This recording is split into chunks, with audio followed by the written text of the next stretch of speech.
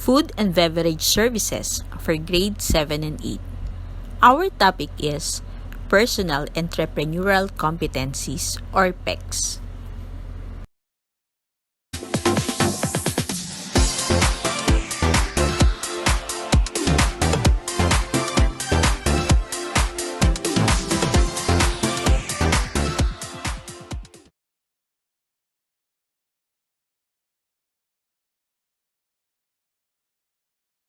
In this lesson, you will learn more about entrepreneurship and entrepreneurial competencies related to food and beverage services. You will have a first-hand experience in educational activities leading to assessment of your personal entrepreneurial competencies or PECs and the entrepreneurial competencies of a successful practitioner. Moreover, this lesson will encourage you to think about entrepreneurship and its role in the business community, as well as in the economic and social development of an individual. Personal Entrepreneurial Competencies or PECs refers to the important characteristics that an individual should possess to perform entrepreneurial functions effectively.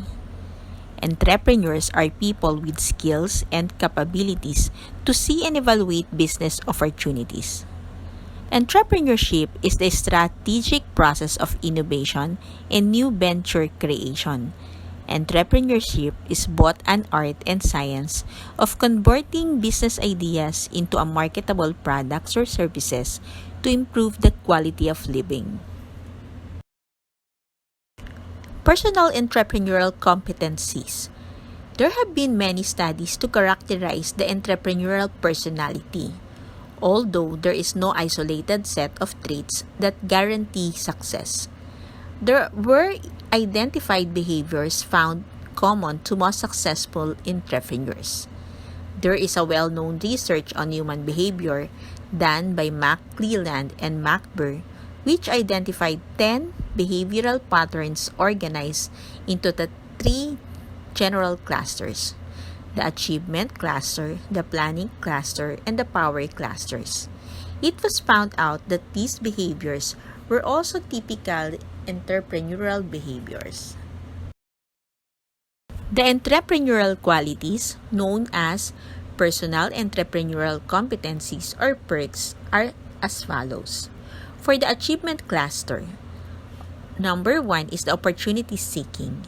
Entrepreneurs have a good eye for spotting business opportunities and act on these opportunities appropriately.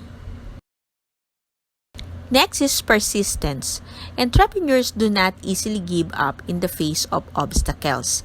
They will take repeated or different actions to overcome the hurdles of business.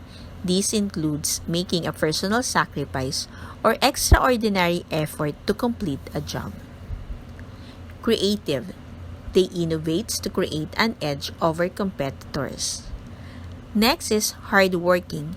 He or she is working diligently. Also in the achievement cluster is the commitment to work contract or being committed. Entrepreneurs do their best to satisfy customers and to deliver what is promised. They accept full responsibility for problems when completing a job for customers. Next is being a risk taker or risk taking. Entrepreneurs are known for taking calculated risks and doing tasks that are moderately challenging. Next is demand for efficiency and quality. Entrepreneurs see to it that the business meets or exceeds existing standards of excellence and exerts effort to improve past performance and do things better. They set high but realistic standards. Next is the planning cluster. First is the goal setting. Entrepreneur knows how to set specific, measurable, attainable, realistic, and time-bound or SMART goals. It is easy for them to divide large goals into short-term goals. Also in the planning cluster is the information seeking. Entrepreneurs update themselves with new information about her customers, the market, suppliers, and competitors. This is rooted to their innate sense of curiosity. Systematic planning and monitoring. Entrepreneurs develop and use logical, step-by-step plans to reach their goals. They monitor progress towards goal and to alter strategies when necessary. Next is the power cluster, persuasion and networking. Entrepreneurs know how to use the right strategies to influence or persuade other people. They have naturally established a network of people who they can turn to in order to achieve their objectives. Another in the power cluster is the self-confidence. Entrepreneurs have a strong belief in themselves and their own abilities. They have self-awareness and belief in their own ability to complete a difficult task or meet a challenge.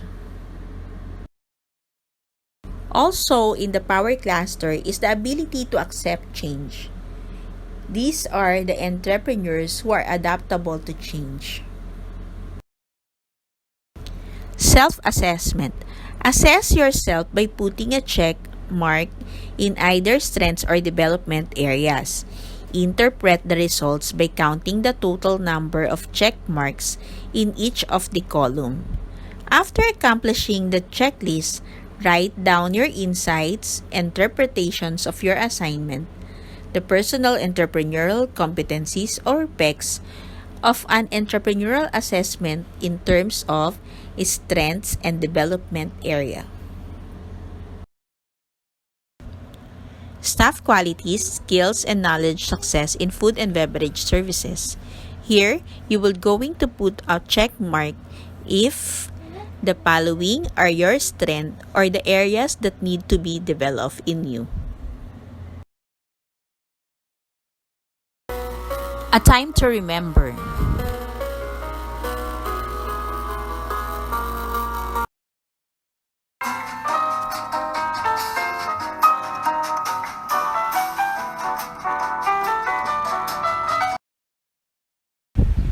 This is Maylene Huliganga. Thank you for watching.